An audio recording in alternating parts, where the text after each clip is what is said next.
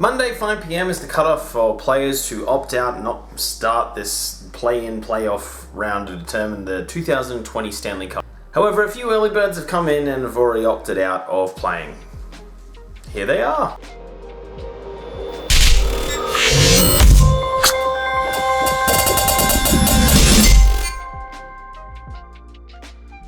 Also, we're going to go through Stamkos' injury and Patin's injury as well, but yeah, it's a full video. So we actually have some hockey news now. Like, this is going to be, I wonder if this is a daily thing. That now we're at the point where, like, news is daily. Oh boy.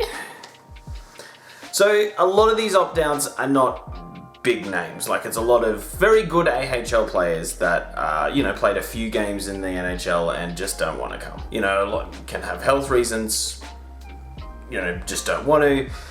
Either way, I want to take one quick moment aside. And just for the hockey internet in general, just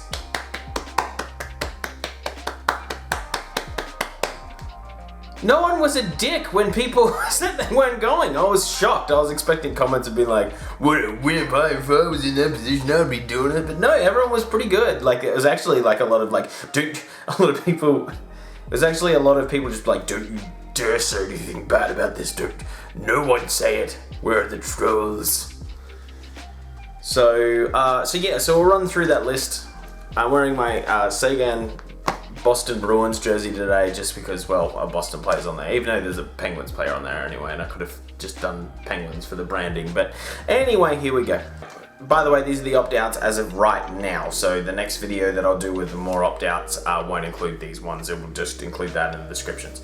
So the most notable player is Travis Hamonic, even though he didn't have a great year this year, and a lot of defensemen actually really struggled to fit in the Calgary Flames system.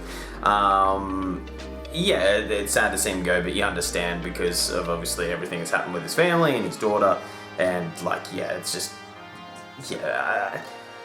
it's fine. I think you're going to see a lot of this because it's been people at home for the last 4 months just thinking. And usually when that happens, that some people are going to think that hockey wasn't the most important thing in the world as it was before they left, before this happened. So yeah, some people are definitely going to take family first, especially when there's illness involved. Notable NHL 13 draft pick, because in NHL 13, if you picked him up, you got a pretty good player. Sven Barchi, he won't be reporting to the Vancouver Canucks. Which, he only played 6 games this year. Like, it wasn't huge. He mostly played in the for the Comets. What is notable is that there's a lot of smoke that Brock Besser isn't coming in to play. So that's very notable that, if he's not there, like, that's obviously there's still more to come, but there's a lot of smoke there. Like, there's enough heat there to think that might be realistic, and that's a huge blow to the Vancouver Canucks, missing him.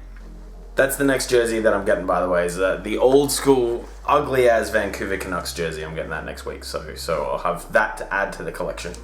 Roman Polak already said that he wasn't coming back. I feel like he tweeted that out months ago, so I don't get why anyone's sort of remembering that now. Mike Green, who for the Oilers isn't coming back. He only played 2 games this season for them after the trade, so didn't get any points in any of those things. It was really just a bolstering move, so it's not a huge loss for them, and you understand. Again, fine. Steven Kempfer isn't playing either. It's just the Boston one. He played 10 games this year for the Boston Bruins. Again, mostly an AHL player. He won't be joining. And Carl Alzner, who I just completely forgot existed. Yeah, he's mostly been in the AHL for most of this year. He played 2 games for the Canadiens de Montreal, and he won't be joining them for their training camp. So a lot of these make sense. Like, it's a lot of players that probably wouldn't be getting any games. There's just no point for them to risk anything right now. And especially when they've been at home with their families, probably been enjoying this. Zach Trotman from the Pittsburgh Penguins is also not going. Again, hasn't played very many games. And Rutherford won't be joining, so their general manager won't be coming across. Haven't really heard anything else from coaches or general managers that are coming. It did get me thinking, what happens if a head coach can a head coach opt out?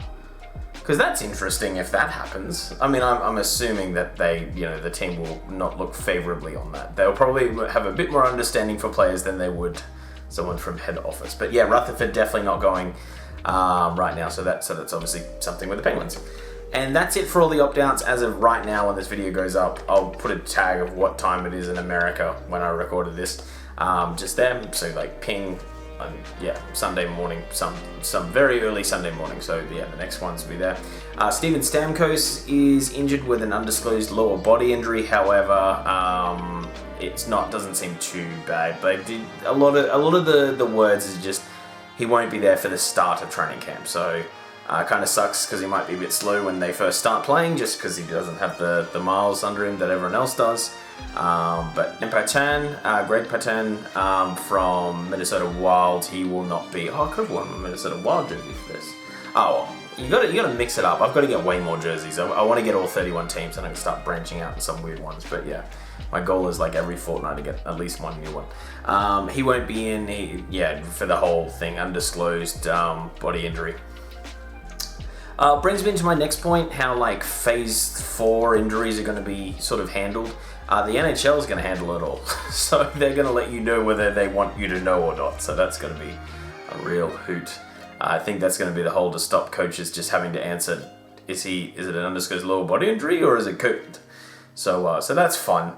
But yeah, so that's it. Anyway, that's your lot. That's all the opt-out and injury news for the day. I should have another video up this afternoon, my time, and early morning your time. And then, and we'll keep on trucking on. Podcast will be out tomorrow, or Sunday. It'll be out Sunday for you guys.